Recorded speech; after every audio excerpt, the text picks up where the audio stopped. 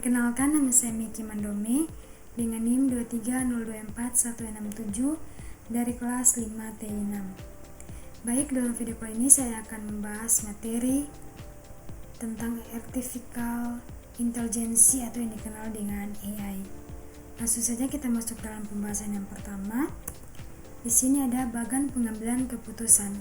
Berdasarkan model decision making process atau yang dikenal dengan DSS, proses ini dibagi menjadi 3 fase utama. Yang pertama ada fase intelijensi, tahap awal yang berfokus pada pengenalan masalah.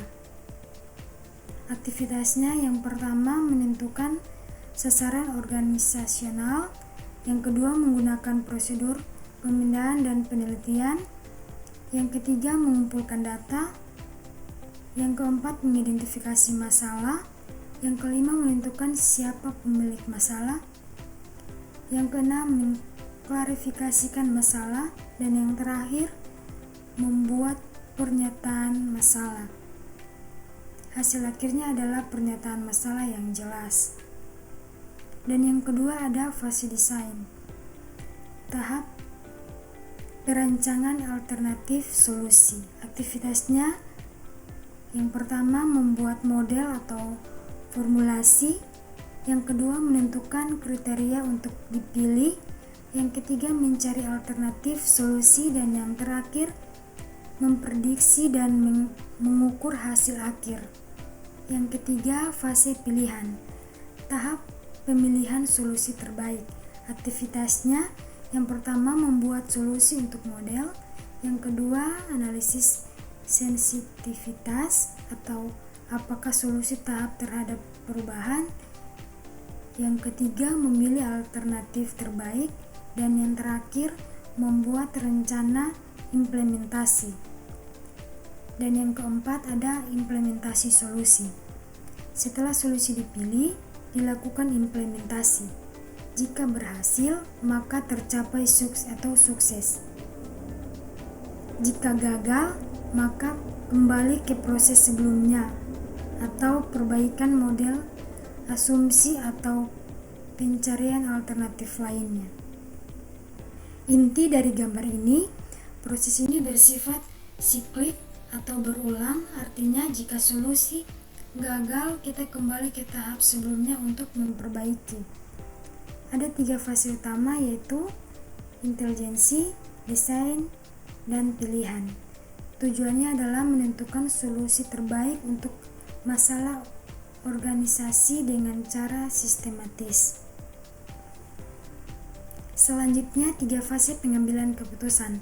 Yang pertama fase intelijensi, mengidentifikasi masalah atau peluang, mengumpulkan data dan informasi, menganalisis situs untuk memahami apa yang sedang terjadi. Terus yang kedua ada fase desain, menyusun dan merumuskan model solusi, menentukan kriteria yang akan digunakan, mengembangkan berbagai alternatif solusi, memprediksi hasil dari masing-masing alternatif. Dan yang ketiga ada fase pilihan, mengevaluasi alternatif yang ada, membandingkan alternatif dengan kriteria yang telah ditentukan, memilih solusi terbaik, dan membuat rencana implementasi. Selanjutnya isu yang muncul dalam pengumpulan dan estimasi data. Dalam fase intelijensi, pengambilan keputusan ada tahapan pengumpulan dan estimasi data. Nah, di tahap ini biasanya muncul beberapa isu atau permasalahan yang bisa memengaruhi kualitas keputusan. Yang pertama ada kualitas data. Data tidak akurat atau ada kesalahan pencatatan. Yang kedua, sumber daya. Sumber tidak jelas, sulit diverifikasi. Yang ketiga, waktu dan biaya. Data sudah usang atau tidak relevan dengan kondisi saat ini. Yang keempat ada estimasi data. Asumsi yang salah saat memperkirakan nilai yang tidak tersedia.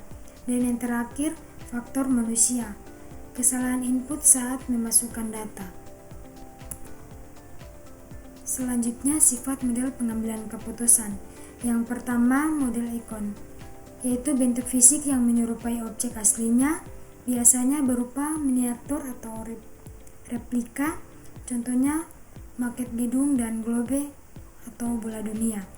Yang kedua, model analog, yaitu menyerupai objek nyata tapi menggambarkan hubungan atau proses dengan simbol atau diagram, contohnya peta, diagram alir atau flowchart, dan bagan organisasi. Dan yang ketiga, model simbolik, yaitu menggunakan angka simbol atau rumus matematis untuk mewakili kondisi nyata, contohnya persamaan matematika, model keuangan, dan rumus probabilitas. Selanjutnya, implementasi. Ada 3 implementasi. Yang pertama dalam manajemen organisasi, misalnya menentukan kebijakan perusahaan, membuat perencanaan keuangan, dan mengatur strategi pemasaran. Dan yang kedua dalam kehidupan sehari-hari, misalnya memilih jurusan kuliah, menentukan tempat tinggal, dan mengatur pengeluaran bulanan. Dan yang ketiga dalam teknologi dan AI, misalnya sistem pendukung keputusan atau decision support system atau yang dikenal dengan DSS, membantu manajer memilih alternatif terbaik. Ada juga artificial intelligence atau yang dikenal dengan AI, misalnya sistem rekomendasi e-commerce, aplikasi navigasi atau Google Maps yang memilih rute tercepat, atau chatbot yang memberi jawaban. Selanjutnya, mengukur hasil akhir keputusan.